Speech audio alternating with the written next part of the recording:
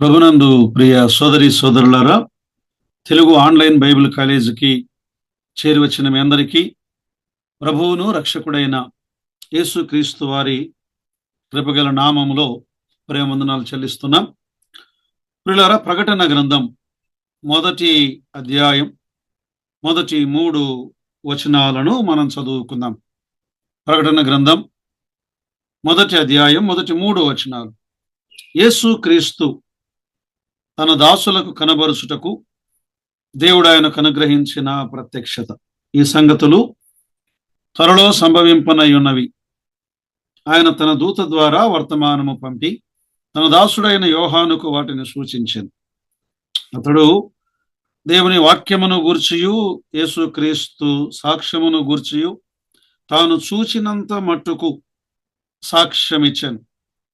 సమయము సమీపించినది గనుక ఈ ప్రవచన వాక్యములు చదువువాడును వాటిని విని ఇందులో వ్రాయబడిన సంగతులను గైకొను వారును ధన్యులు.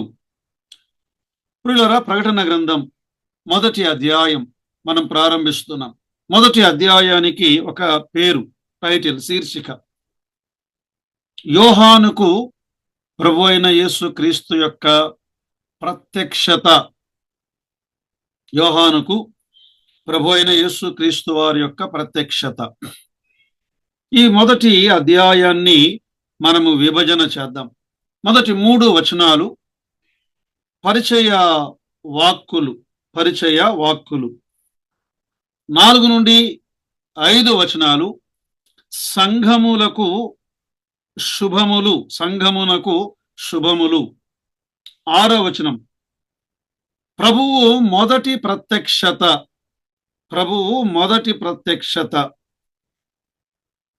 7-8 వచనాలు ప్రభువు రెండవ ప్రత్యక్షత. లేదా 6వ వచనములో ప్రభు అయిన యేసుక్రీస్తు వారు ఆయన మొదటిసారి వచ్చినప్పుడు ఆయన చేసిన కార్యములు. 7-8 వచనాలు రెండవసారి ప్రభు అయిన యేసుక్రీస్తు వారు వచ్చుట. అందుకే మొదటి ప్రత్యక్షత అన్నాము, రెండవ ప్రత్యక్షత అన్నాము. 9 నుండి 20వ వచనం వరకు ప్రభువు యొక్క ప్రస్తుత ప్రత్యక్షత. ప్రస్తుతం ప్రభు అయిన యేసుక్రీస్తు వారు ఎలా ఉన్నారు, ఎక్కడున్నారు, ఆయన ఏం చేస్తున్నారు, మనము ఈ విషయాలను గమనించగలం. సో మొదటి 3 వచనాలు పరిచయ వాక్కులు అని మనము గమనించాం.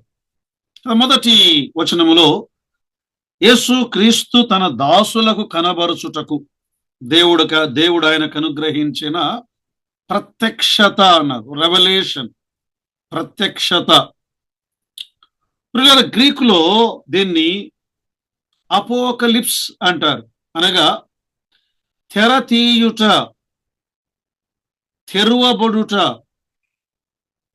తెరువబడి లోపల దాగి ఉన్న దానిని చూపించుట.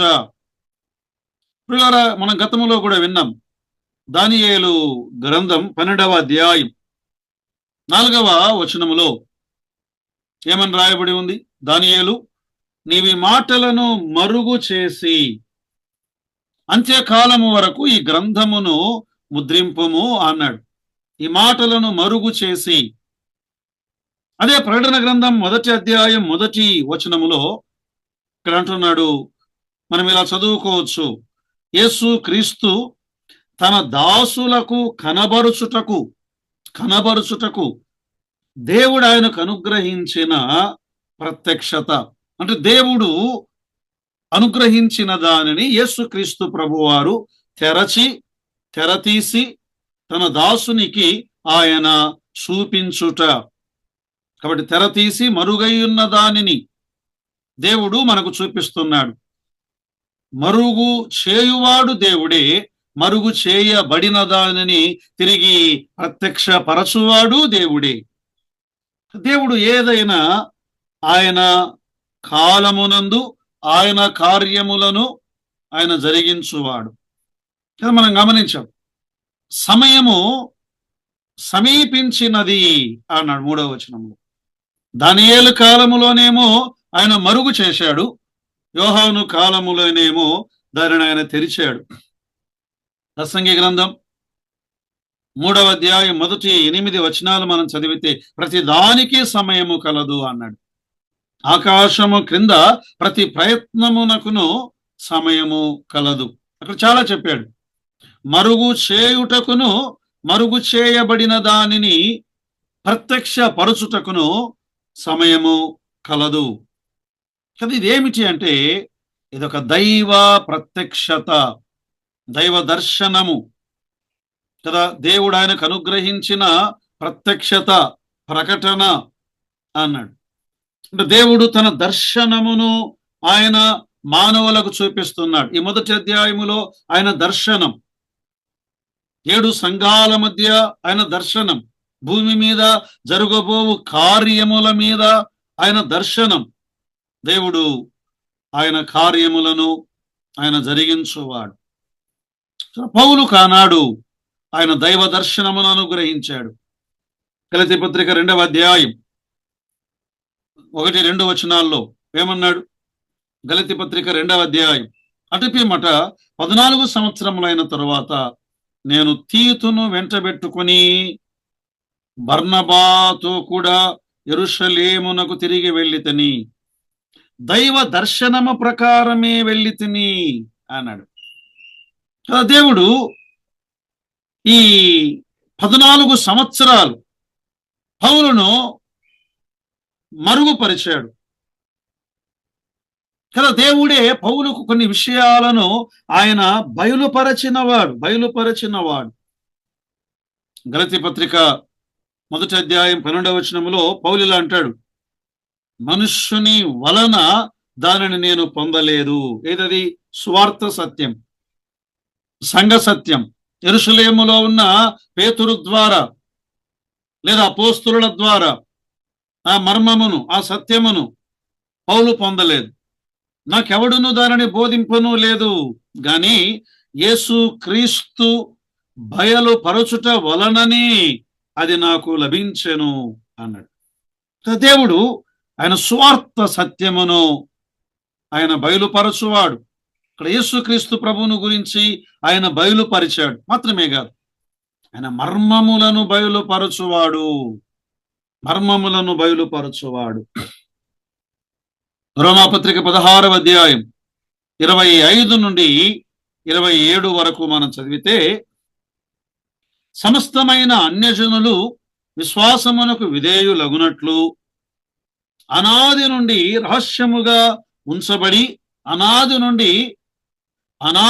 రహస్యముగా ఉంచబడి ఇప్పుడు ప్రత్యక్షపరచబడిన మర్మము అన్నాడు.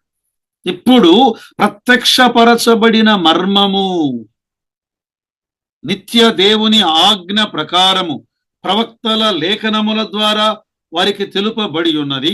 ఈ మర్మమును అనుసరించి ఉన్న నా సువార్త ప్రకారముగా, యేసుక్రీస్తును గూర్చిన ప్రకటన ప్రకారముగాను మిమ్మను స్థిరపరచుటకును శక్తిమంతుడును అద్వితీయ జ్ఞానవంతుడైన దేవునికి యేసుక్రీస్తు ద్వారా నిరంతరము మహిమ కలుగునుగా. అన్యజనులకు ఆయన స్వార్థను బయలుపరచుట అనేది ఇది గంభీరమైనటువంటి సత్యం ప్రియులారా కదా. పాత నిబంధనలో మరుగు చేయబడింది, కానీ క్రొత్త నిబంధనలో అన్యజనులకు స్వార్థ ఎలా తీసుకుని దేవుడు వెళ్తాడో వివరించబడినది.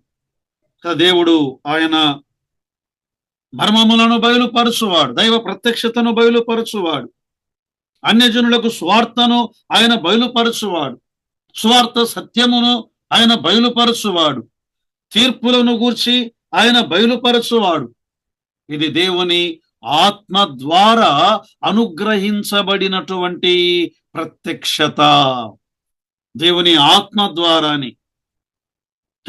మనముగా దీన్ని గ్రహించలేం, దేవుడు దానిని మనకు వివరిస్తే తప్ప. అందుకే ఎఫెసీ పత్రిక 1వ అధ్యాయం 17-18 వచనాలలో ఏమని ఉంటుంది? మీ మనోనేత్రములు వెలిగింపబడినందున, ఇంతకుముందు మూయబడ్డాయి, ఇప్పుడు వెలిగించబడ్డాయి. ఆయన మిమ్మల్ని పిలిచిన పిలుపు వలన నిరీక్షణ ఎట్టిదో, పరిశుద్ధులలో ఆయన స్వాస్థ్యం యొక్క మహిమైశ్వర్యం ఎట్టిదో, ఆయన క్రీస్తునందు వినియోగపరిచిన బలాతిశయమును బట్టి విశ్వసించు మన యందు ఆయన చూపుచున్న తన శక్తి యొక్క అపరిమితమైన మహాత్మ్యం ఎట్టిదో మీరు తెలుసుకొనవలనని మన ప్రభు అయిన యేసు క్రీస్తు యొక్క దేవుడైన మహిమా స్వరూపి అగు తండ్రి తన్ను తెలుసుకొనుట యందు మీకు జ్ఞానమును ప్రత్యక్షతయు గల మనస్సు అనుగ్రహించునట్లు. ఈ మర్మములు, దైవ ప్రత్యక్షత మనము తెలుసుకోవాలి అంటే దేవుడే దానిని బయలుపరచువాడు. ఫిలిప్పు అడిగాడు, ప్రభువా నీ వెళ్ళిపోతానంటున్నావు, తండ్రిని మాకు చూపించుము, మాకంతే చాలు అంటాడు యోహాను సువార్త 14వ అధ్యాయములో. అప్పుడు యేసు ప్రభు ఏమన్నాడు, ఫిలిప్పు నేను ఇంతకాలము మీ యొద్ద ఉండినాను, నీ యొద్ద ఉండినాను, నువ్వు నన్ను ఎరుగవా? నన్ను చూచిన వాడు తండ్రిని చూచి ఉన్నాడు గనుక తండ్రిని మాకు కనబరుచుమని ఎలా చెప్పుచున్నావు? యేసు క్రీస్తు ఈజ్ ఈక్వల్ సర్వ సృష్టికర్తయగు దేవుడు. యేసు క్రీస్తు ఈజ్ ఈక్వల్ సర్వ జ్ఞాని అయిన దేవుడు. యేసు క్రీస్తు ఈజ్ ఈక్వల్ సర్వశక్తి మంతుడైన దేవుడు. యేసు క్రీస్తు ఈజ్ ఈక్వల్ సర్వ వ్యాపి అయిన దేవుడు, పరిశుద్ధుడైన దేవుడు.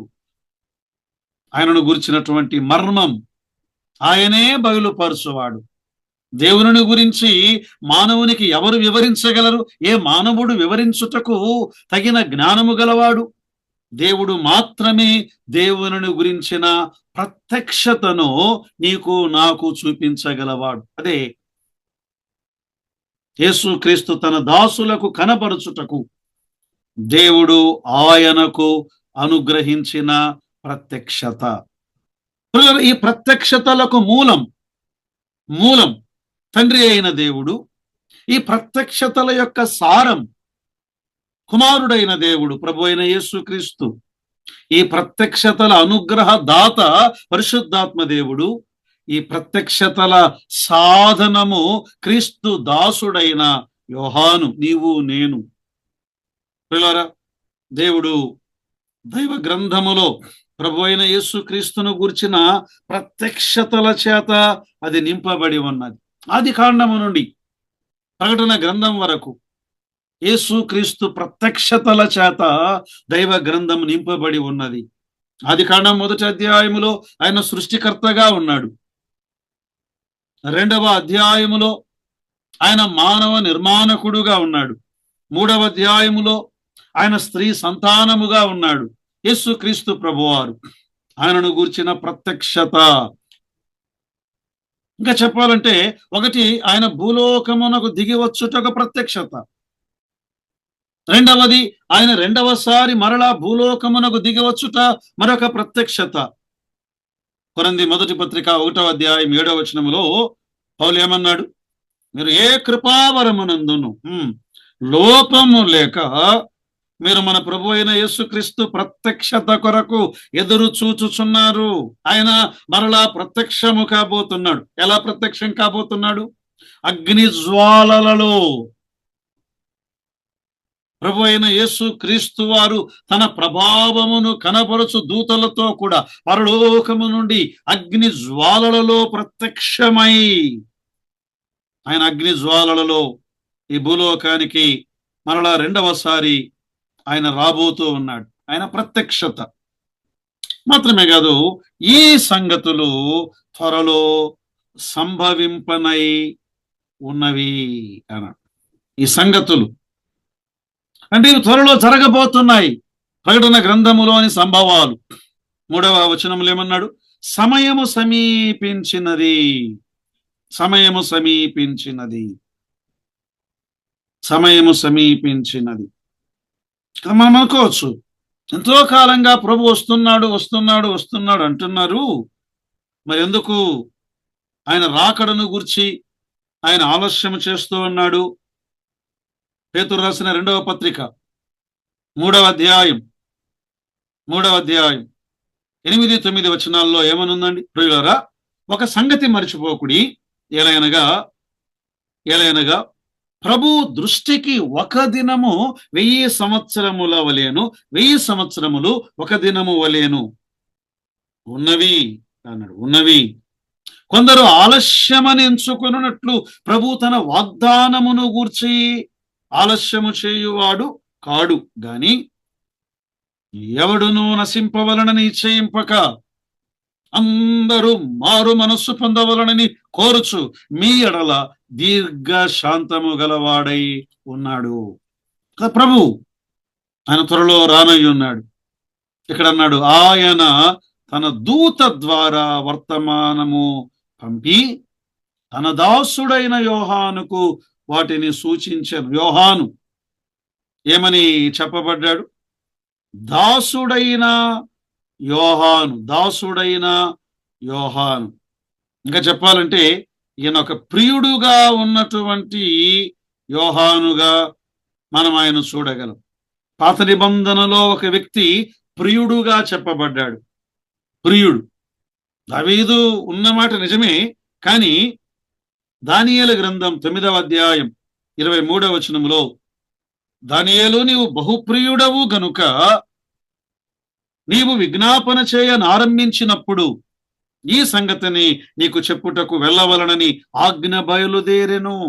కావున ఈ సంగతి తెలుసుకొని నీకు కలిగిన దర్శన భావమును గ్రహింపము. దానియేలు ప్రియుడు. యోహాను సువార్త 13వ అధ్యాయములో ప్రియుడైన యోహాను అని రాయబడి ఉంది. యేసు ప్రేమించిన శిష్యుడు, ఆయన రొమ్మును ఆనుకొని ఉన్న శిష్యుడు. అయితే ఆయన తనను గురించి రాసుకుంటూ దాసుడైన యోహాను, డ్యూలోస్ అన్నారు. దాసుడు అనగా బానిస. ఇంకా చెప్పాలంటే బంధింపబడినటువంటి బానిస అని అర్థం. అమ్మబడిన బానిస, యజమానుని చేత కొనబడిన బానిస, యజమానుని కొరకు తన్ను తాను సమర్పించుకొనిన బానిస కదా. దాసుడు బానిసకు ఉన్న వ్యత్యాసం ఉన్నదండి. సరే, మనకు అన్ని ఒకే భావం అనుకుంటాం, కానీ దాసుడు అనగా ఒక నియమిత కాలమునకు మాత్రమే యజమానునికి లోబడి ఉండువాడు. ఉదాహరణకు పూర్వకాలములో జమీందారులు, ఠాగూర్లు, భూస్వాములు, రెడ్లు, చౌదరీలు, ఆస్తిపరులు, వారి ఇళ్లలో పేదవాడు ఏదో అప్పు తెచ్చుకునేవాడు. అప్పు తీర్చకపోతే వారి ఇంటిలో ఉన్న కుమారుణ్ణి వారు గాసానికి ఉంచుకునేవారు. నేరా నువ్వు తెచ్చిన అప్పుకు 2 సంవత్సరాలు నీ కుమారుడు మా ఇంట్లో కొలువు చేయాలి. 2 సంవత్సరాల తరువాత ఈ దాసుడు యజమాను నుండి వెళ్ళిపోవచ్చు. అయితే బానిస అలా కాదు. జీవిత కాలమంతా తాను తన సమస్తమును యజమానునికి లోబడి ఉండి జీవించవలెను, మరణ పర్యంతం. అందుకే దేవ గ్రంథములో హెబ్రీ దాసుని గురించి ఇలా దేవుడు రాయించాడు. నిర్గమాకాండం 21వ అధ్యాయం 2వ వచనము నుండి మనం చదివితే, నీవు హెబ్రీయుడైన దాసుని కొనిన ఎడల వాడు 6 సంవత్సరములు దాసుడై ఉండి 7వ సంవత్సరమున ఏమి ఇయ్యకయే నిన్ను విడిచి స్వతంత్రుడగును. వాడు ఒంటిగా వచ్చిన ఎడల ఒంటిగానే వెళ్ళవచ్చును. వానికి భార్య ఉండిన ఎడల వాని భార్య వానితో కూడా వెళ్ళవచ్చును. వాని యజమానుడు, అంటే ఒంటిగా వచ్చి ఉంటే వాని యజమానుడు వానికి భార్యనిచ్చి, యజమానుడు భార్యనిచ్చాడు. తరువాత ఆమె వాని వలన, దాసుని వలన కుమారులనైనను కుమార్తెలనైనను కనిన ఎడల ఆ భార్య ద్వారా కలిగిన ఆమె పిల్లలను ఆమె యజమాని సొత్తగుదురు. నీవు ఒంటిగా వచ్చావు, నీవు మాత్రమే వెళ్ళాలి. నీవు ఇక్కడికి వచ్చిన తరువాత భార్యను పొందావు నా ద్వారా. ఇక్కడికి వచ్చిన తరువాత నీవు పిల్లలను కన్నావు నేనిచ్చిన ఆ దాసి ద్వారా. కాబట్టి వారు నా సొత్తు, నీ ఒంటిగా వెళ్ళిపోవచ్చు. అయితే 5వ వచనం, అయితే ఆ దాసుడు, నేను నా యజమానుణ్ణి, నా భార్యను, నా పిల్లలను ప్రేమించుచున్నాను, నేను వారిని విడిచి స్వతంత్రుడనై పోనొల్లనని నిజముగా చెప్పిన ఎడల, అని యజమానుడు దేవుని యొద్దకు, న్యాయాధిపతుల యొద్దకు అని వారిని తీసుకొని రావలెను. వాని యజమానుడు తలుపు నొద్దనైనను ద్వారబంధము నొద్దనైనను వాడిని తోడుకుని పోయి వాని చెవిని కదురుతో గుచ్చవలెను. తర్వాత వాడు నిరంతరము వానికి దాసుడై ఉండును. పిల్లరా, ఇది ఒక అద్భుతమైనటువంటి మాట. తండ్రి అయిన దేవుడు తన కుమారుడు ఆయన దాసుడుగా భూలోకానికి దిగి వచ్చాడు. ఫిలిప్పీ పత్రిక 2వ అధ్యాయం 6, 7, 8 వచనాలు. ఆయన దాసుని స్వరూపమును ధరించుకొని దాసుడై, ఆయన దాసుడు రాగా ఈ దాసునికి భార్యనిచ్చాడు, సంఘము, వధువు, పిల్లలు, అనేక మంది విశ్వాసులు, పిల్లలనిచ్చాడు ఆయన. ఇప్పుడు యేసుక్రీస్తు ప్రభువారు అంటున్నారు, నేను నిరంతరము దాసుడని. ఆనాడు ఆ దాసునికి, హెబ్రీ పత్రికలో ఉన్న నిర్గమాకాండములో ఉన్న ఆ దాసునికి, హెబ్రీ దాసునికి ఒక కదురుతో, దబ్బనముతో చెవిని గుచ్చారు. అయితే నన్ను ప్రేమించి పరలోకపు తండ్రిని ప్రేమించి యేసుక్రీస్తు ప్రభువారు చెవి మాత్రమే గుచ్చబడలేదు, ఆయన చేతులు గుచ్చబడ్డాయి, ఆయన పాదములు గుచ్చబడ్డాయి, ఆయన తల గుచ్చబడింది, ఆయన హృదయము గుచ్చబడింది, ఆయన దేహమంతా కొరడాల చేత గుచ్చబడింది. నన్ను ప్రేమించి ఆయన నిరంతరము దాసుడుగా ఉన్నాడు. పిల్లరా, యజమానుని స్వేచ్ఛగా ఇష్టపూర్వకంగా ప్రేమించిన దాసుడు, కదురుతో గుచ్చబడిన దాసుడు, నిరంతరము ఉండే దాసుడు యజమానుడు. అబ్రహాము ఎలియాజరును గురించి మనం ఇక్కడ ఆలోచన చేయవచ్చు. ఎలియాజరు ఏది కూడా తన సొంత నిర్ణయాన్ని తీసుకోవడానికి వీల్లేదు. యజమానుడైన అబ్రహాము ఏమి చెప్పాడో వాటిని మాత్రమే చేయాలి ఎలియాజరు. ఆదికాండం 24వ అధ్యాయం మనం చదివితే, పిల్లరైనాడు నీవు నేను యోహాను మాత్రమే కాదు, మనందరము దాసులం. రోమాపత్రిక 1వ అధ్యాయం 1వ వచనములో యేసుక్రీస్తు దాసుడైన పౌలు అన్నాడు. పౌలు దాసుడు. నీవు నేను మనందరము దాసులం. అయితే ఎలాంటి దాసులం? తండ్రి చిత్తమునకు లోబడే దాసులముగా మనం ఉండాలి. నమ్మకమైన దాసులుగా మనం ఉండాలి. పనిలో నమ్మకమైన దాసులుగా, తలాంతులలో నమ్మకమైన దాసులుగా, యజమానుని సంతోషపరిచే దాసులుగా, నిష్ప్రయోజకులమైన దాసులముగా, పిల్లరా ఆయన సేవ చేసే దాసులముగా మనము ఉండాలి అని మనం గమనిస్తున్నాం. సరే, మొదటి వచనాన్ని మనం చదివితే మరొక భావాన్ని మనం చూడగలం. ఈ ప్రకటన తరతరములకు ఉండవలసిన ప్రకటన, తరతరముల ప్రకటన. ఎలా? తన దాసులకు కనబరుచుటకు దేవుడు ఆయనకు అనుగ్రహించిన ప్రత్యక్షత అన్నాడు. అంటే తండ్రి అయిన దేవుడు ఏ కుమారుడైన యేసుక్రీస్తు ప్రభు వారికి అనుగ్రహించిన ప్రత్యక్షత. కుమారుడైన యేసుక్రీస్తు ప్రభువారు ఆయన తన దూత ద్వారా వర్తమానము పంపి, అంటే యేసుక్రీస్తు ప్రభువారు దూతకు వర్తమానమునిచ్చాడు. ఆ దూత తన దాసుడైన యోహానుకు వాటిని సూచించెను. దూత ద్వారా యోహానుకు అందించబడినది. యోహాను ద్వారా తన దాసులకు అనుగ్రహించబడినది. తన దాసుల ద్వారా 7 విశ్వాసులకు సర్వలోకమునకు అనుగ్రహించబడినది. తరము వెంబడి తరము, వీటిని మనము ప్రకటించవలెను అని దైవ గ్రంథములో మనము గమనిస్తున్నాం. మనకి ద్వితీయోపదేశ కాండం 6వ అధ్యాయం 4వ వచనము నుండి మనము చదివితే, ఇజ్రాయేలు వినుము, మన దేవుడైన యెహోవా అద్వితీయుడగు యెహోవా నీ పూర్ణ హృదయముతోను, నీ పూర్ణాత్మతోను, నీ పూర్ణ శక్తితోను నీ దేవుడైన యెహోవాను ప్రేమింపవలెను. నేడు నేను నీకు ఆజ్ఞాపించు ఈ మాటలు, నేడు నేను నీకు అనుగ్రహించు ఈ ప్రకటన, ప్రత్యక్షత, ఈ వాక్యమును నీ హృదయములో ఉండవలెను. నీ కుమారులకు వాటిని అభ్యసింపజేయవలెను.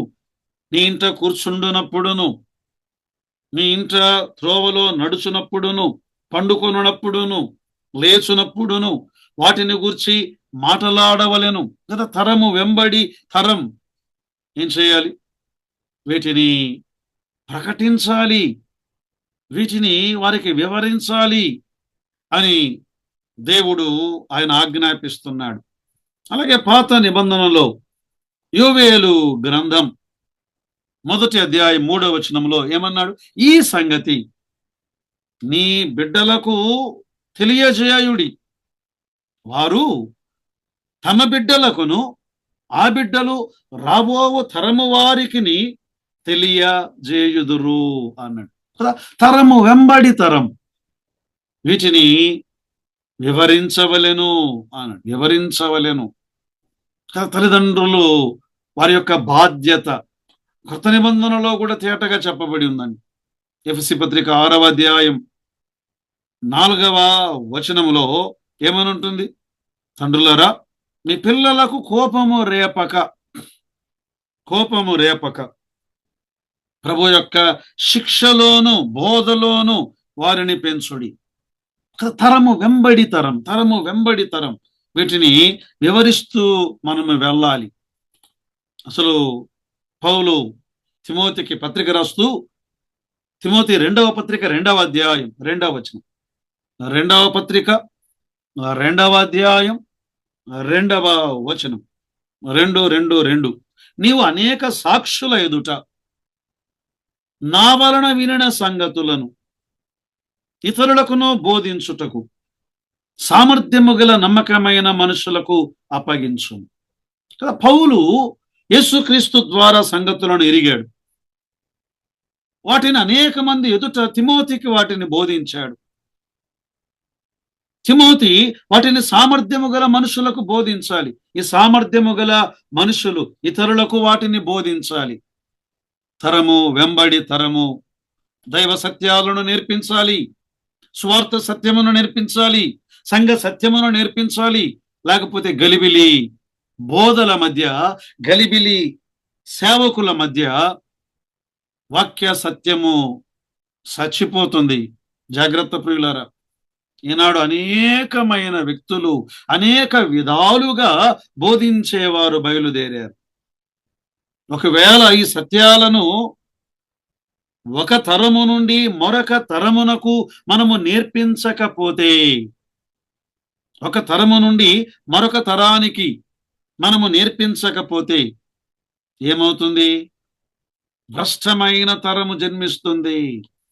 దేవునిని ఎరుగని తరము ఈ లోకములో జీవిస్తారు. న్యాయాధిపతుల గ్రంథం 2వ అధ్యాయం 10వ వచనం ఏమనుంటుంది? ఆ తరము వారందరూ, అంటే పూర్వపు తరము వారందరూ తమ పితరుల యొద్దకు చేర్చబడిరి. వారి తరువాత యెహోవా నైనను ఆయన ఇశ్రాయేలీయుల కొరకు చేసిన కార్యముల నైనను ఎరుగని తరం ఒకటి పుట్టగా అన్నాడు. దేవునిని ఎరుగని తరము ఒకటి పుట్టగా. అసలు ఈ న్యాయాధిపతుల కాలం అయిపోగానే ముగింపులో ఏలి ప్రధాన యాజకుడుగా ఉన్నాడు. అయితే ఏలి కుమారులు ఎలా ఉన్నారు? సమూయేలు మొదటి గ్రంథం 2వ అధ్యాయం 12వ వచనములో ఏలి కుమారులు యెహోవాను ఎరుగని వారై వారు దుర్మార్గులుగా ఉండిరి అన్నాడు. పిల్లల దేవుని ఎరుగకపోతే ఎంత నష్టమో ఆలోచన చేయండి. దేవుడు తన కార్యమును ఆయన జరిగిస్తాడు. సరే, ఇప్పుడు నీవు విశ్వాసిగా, నీవు లేదా ఒక బాధ్యత గల వ్యక్తివిగా నీవు నీ కుమారులు, నీ కుమార్తెలు గొప్ప చదువులు చదివిస్తున్నావు, చదవాలి. కానీ దైవ సత్యములు వారు గ్రహించకపోతే దేవుని పని ఆగిపోతుంది అనుకుంటున్నావా? దేవుని పని ఆగిపోదు. దేవుడు తన కార్యమును నీ కుటుంబము ద్వారా జరిగించాలి అనుకుంటున్నాడు. గాని నీవు ఈ సత్యములను వారికి వివరించకపోతే నీ సంతానము నుండి కాదు గాని ఆయన మరొకరిని తన కొరకు వాడుకొని తన కార్యములను ఆయన జరిగించువాడు. ఏలీ కుమారులు యెహోవాను ఎరుగని వారు దుర్మార్గులుగా ఉండగా, సమూయేలు మొదటి గ్రంథం 3వ అధ్యాయం 3వ వచనములో మరొక వ్యక్తిని దేవుడు ఎన్నుకున్నాడు. దీపము ఆరిపోక మునుపు సమూయేలు. దీపం మకమకలాడుతుంది, ఆరిపోవడానికి సిద్ధంగా ఉంది. దేవుడు సమూయేలును ఆయన ఎన్నుకున్నాడు. సమూయేలు ద్వారా ఆ దీపాన్ని ఆయన తిరిగి వెలిగించాడు. ప్రజలు రాజును కావాలని కోరుకున్నారు, సౌలు. సరే, దేవుడు కూడా దానిని అంగీకరించి సౌలును ఆయన ప్రజలను పరిపాలించటానికి ఎన్నుకున్నాడు. కానీ సౌలు తప్పిపోయాడు. మరి ఇక దేవుని పని ఆగిపోతుందా? లేదు, లేదు. మరొక వ్యక్తిని దేవుడు ఎన్నుకున్నాడు సుమి. సౌలు స్థానములో కీర్తనల గ్రంథం 78వ కీర్తన వచనం 70 నుండి, తన దాసుడైన దావీదును కోరుకొని గొర్రెల దొడ్లలో నుండి అతన్ని పిలిపించెను. గొర్రెల దొడ్లలో నుండి అతనిని పిలిపించెను. పాడి గొర్రెలను వెంబడించుట మాన్పించి ఏం చేశాడు? తన ప్రజలైన ఇశ్రాయేలీయులను, యాకోబును, తన స్వాస్థ్యమైన ఇశ్రాయేలులను మేపుటకై అతనిని రప్పించెను. సౌలు చేసిన కార్యం, అతనిని తొలగించాడు. దావీదును వారి కొరకు ఆయన ఏర్పరచుకున్నాడు. అపోస్తల కార్యముల గ్రంథం 13వ అధ్యాయం 22వ వచనం. తరువాత అతనిని తొలగించి, సౌలును తొలగించి దావీదును వారికి రాజుగా ఏర్పరచెను. మరియు ఆయన, నేను యెష్షయి కుమారుడైన దావీదును కనుగొంటిని, అతడు నా ఇష్టానుసారుడైన మనుష్యుడు, అతడు నా ఉద్దేశములన్నీ నెరవేర్చునని చెప్పి అతనిని గూర్చి సాక్ష్యమిచ్చెను. ప్రియులారా, దేవుడు తన కార్యమును తాను జరిగిస్తాడు. ఇంకొక విషయం కూడా జ్ఞాపకం చేయాలి. యేసుక్రీస్తు ప్రభువు వారు ఆయన మొదటి రాకడ రావడానికి ముందు 400 ఏండ్లు మౌనంగా ఉన్న చరిత్ర. ఆ రాజు రాక మునుపు యోహానును దేవుడు ఎన్నుకున్నాడు, బాప్తీసమిచ్చి యోహానును. పిల్లల తరము వెంబడి తరం ఆయన బాధ్యతలను ఆయన అప్పగించువాడు. అందుకే నీవు నేను చేయవలసిన పని ఏమిటి? మనము తరము తరువాత తరానికి వీటిని వివరించాలి. 2వ వచనం చూడండి. అతడు తన వాక్యమును గూర్చియు యేసుక్రీస్తును గూర్చిన సాక్ష్యమును గూర్చియు తను చూచినంత మట్టుకు సాక్ష్యమిచ్చెను. సాక్షిగా ఉన్న యోహాను. పిల్లల సాక్షిగా ఉండడము అంటే మన సాక్ష్యం చెప్పుకోవడం కాదు. నిజమే, అది కొన్ని సందర్భాల్లో, ఒకప్పుడు నేను గుడ్డివాడై ఉంటిని, నేను ఇప్పుడు చూచుచున్నాను అన్నాడు ఆ గుడ్డివాడు. పౌలు ఏమన్నాడు? ఒకప్పుడు నేను పూర్వము హింసకుడను, దూషకుడను, హానికరుడనైన నన్ను, తన యొక్క గత సాక్ష్యాన్ని వివరించాడు. కానీ ఇక్కడ యేసుక్రీస్తును గూర్చిన సాక్ష్యమును మనము వివరించుట, యేసుక్రీస్తును గూర్చిన సాక్ష్యమును మనము వివరించుట కదా. యోహాను, బాప్తీసమిచ్చి యోహాను యేసుక్రీస్తును గూర్చి చూచాడు. యోహాను సువార్త 1:32లో యోహాను సాక్ష్యమిచ్చుచు, ఆత్మ పావురము వలె ఆకాశము నుండి దిగి వచ్చుట చూచితిని, ఆత్మ అతని మీద నిలిచెను. అతడే రాబోయే మెస్సియా. సాక్ష్యమిచ్చుట. మనం ఏం చేయాలి? యేసుక్రీస్తును గూర్చి సాక్ష్యం ఇవ్వాలి. కొత్త నిబంధనలో అపోస్తల కార్యముల గ్రంథం 1వ అధ్యాయం 8వ వచనములో ప్రభు అయిన యేసుక్రీస్తు వారు ఆయన ఏమన్నారు? సమయము సమీపించినది అన్నాడా? 7వ వచనం. కాలములను సమయములను తండ్రి తన స్వాధీనమందుంచుకొని ఉన్నాడు, వాటిని తెలుసుకున్నట్టు మీ పని కాదు. అయినను పరిశుద్ధాత్మ మీ మీదికి వచ్చునప్పుడు మీరు శక్తి నొందెదరు గనుక యెరూషలేములోను, యూదయ, సమరయ, భూ దిగంతముల వరకు మీరు నాకు సాక్షులై ఉందురు. ప్రభువును గూర్చినటువంటి సాక్ష్యమిచ్చుట, ఆయనను గూర్చి ప్రకటించుట, ఆయనను గురించిన సంగతులను వివరించుట. పరిశుద్ధాత్మ దేవుడు వారి మీదకి దిగి వచ్చినప్పుడు వారు యేసు క్రీస్తును గురించిన సాక్ష్యమును చెప్పారు. పేతురు అన్నాడు పెంతెకోస్తు పండుగ దినాన పరిశుద్ధాత్మ దేవుడు వారి మీదకి దిగి వచ్చిన తరువాత, వారందరూ ఆత్మచేత నింపబడిన తరువాత 2వ అధ్యాయం 32వ వచనంలో ఈ యేసును దేవుడు లేపెను, దీనికి ఈయనకు మేమందరము సాక్షులము. ప్రతినాడు లోకానికి, సర్వలోకమునకు వెళ్ళాలి. ఏం ప్రకటించాలి? సువార్తను ప్రకటించాలి. ఏమిటి ఆ సువార్త? లేఖనముల ప్రకారం ఆయన మృతి నొందెను, సమాధి చేయబడెను, లేఖనముల ప్రకారం 3వ దినమున ఆయన లేపబడెను. మీరు సర్వలోకమునకు వెళ్ళి సర్వ సృష్టికి సువార్తను ప్రకటించండి, నన్ను గూర్చి సాక్ష్యం ఇవ్వండి. ప్రియులారా, ఈనాడు మనము ఆయన కొరకు సాక్షులుగా ఉండాలి అని దేవుడు ఆయన కోరుకుంటున్నాడు. 3వ వచనం చూడండి. సమయము సమీపించినది గనుక ఈ ప్రవచన వాక్యములు చదువువాడును ఈ ప్రవచన వాక్యములు వినువాడును, ఇందులో వ్రాయబడిన సంగతులను గైకొనువాడును ధన్యుడు. మనం ఈ ప్రకటన గ్రంథం అంతటినీ చూసినప్పుడు ధన్యుడు అనే మాట దాదాపు 7 సార్లు మనకు కనబడుతుంది. మొదటిది ఈ మొదటి అధ్యాయం ఎన్నో వచనం? 3వ వచనంలో ధన్యులు అన్నాడు. 14వ అధ్యాయం 13వ వచనములో ధన్యులు అన్నాడు. 16వ అధ్యాయం 16వ వచనములో ధన్యులు అన్నాడు.